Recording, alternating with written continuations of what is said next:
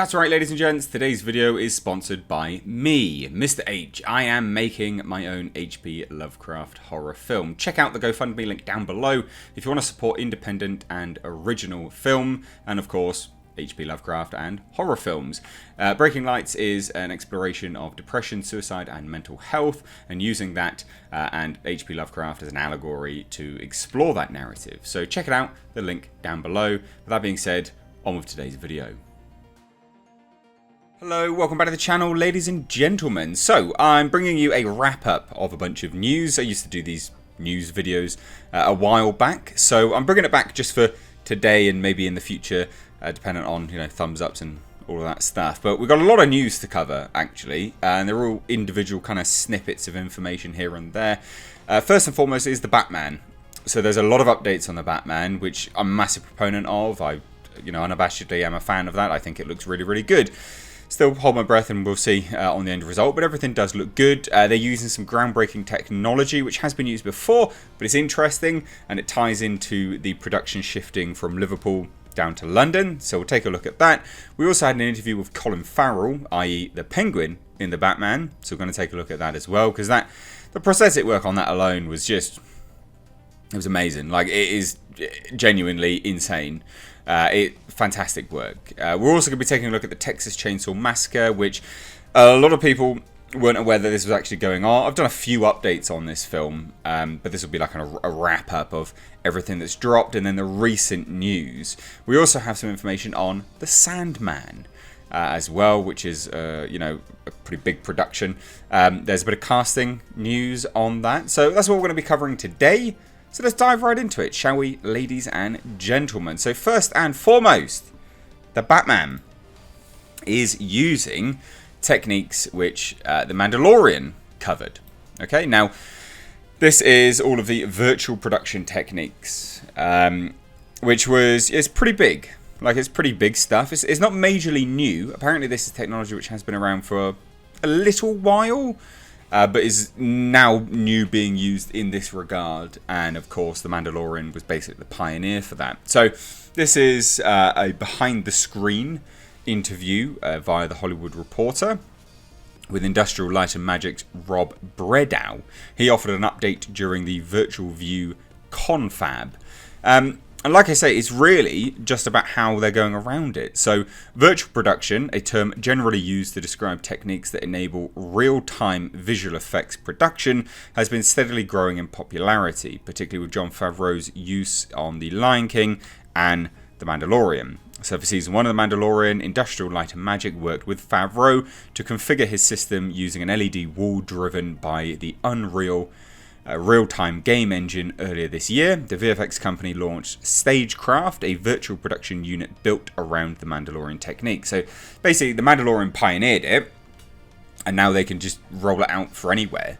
Well, the Mandalorian caused ILM to pioneer it, and now they're just rolling it out as a production-ready thing, which is great. Like, that's awesome. So it continues further and says, Bredow declined to detail work on the Batman, only saying the production design team had rebuilt practical sets in the UK, and an LED wall was built around these sets to enable use of virtual production in those specific scenes. He added that this meant the ILM team could continue to collaborate with Batman DP Greg Fraser, who recently won an Emmy for The Mandalorian and also shot Rogue One, A Star Wars Story. The Batman, from director Matt Reeves and starring Robert Pattinson, is dated for March 4th, 2022. That's really cool. Like, that's great. That is good. If the effects on The Mandalorian, whatever you think of The Mandalorian, and whatever you think of the Batman, the effects on The Mandalorian were pretty decent. So it's nice to see that this is a thing which they're sort of rolling out now. And yeah, I mean, it's just interesting, isn't it? They're creating locations within like one singular unit, which makes sense because the production is moving from Liverpool.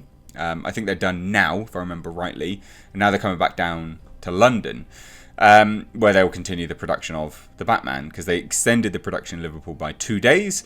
Now the Liverpool's locked down even further, so them sort of moving down towards London, it makes sense. Now they're going to be at Warner Brothers Studios, and if they've got one of these there, why not? That makes sense. They can recreate anything they want. The behind the scenes of The Mandalorian is spectacular stuff. Like, it's crazy to think that that is actually what they've done. But let's dive into the article with respect to Colin Farrell. Because, again, Colin Farrell has revealed how long he'll be shooting the DC Comics movie for. I mean, look at this. Look at that. Oh, my God. Like, that is insane, is it not? He's unrecognisable. It's crazy. Absolutely crazy. Now, this article just sort of paraphrases, little quote excerpts and things like that from the overall article, which is on Digital Spy. But basically, during an interview on today's FM's The Ian Dempsey Breakfast Show via Digital Spy, Oswald Cobblepot actor Colin Farrell shared an update with fans and revealed that he anticipates working on the Batman well into 2021, which might explain the delayed release date.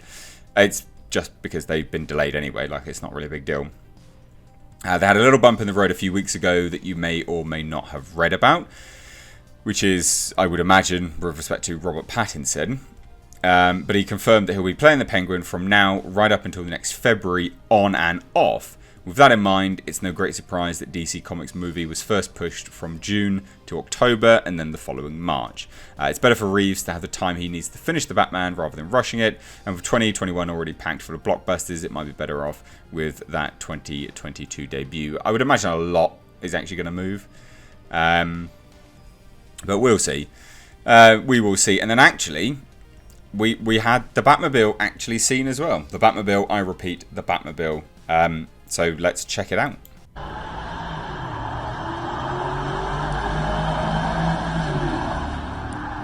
I mean, it's only 6 seconds. It's only 6 seconds long, but that engine does sound nice. And as well, that's quite loud. In terms of where this individual must be standing to see that, that's quite loud.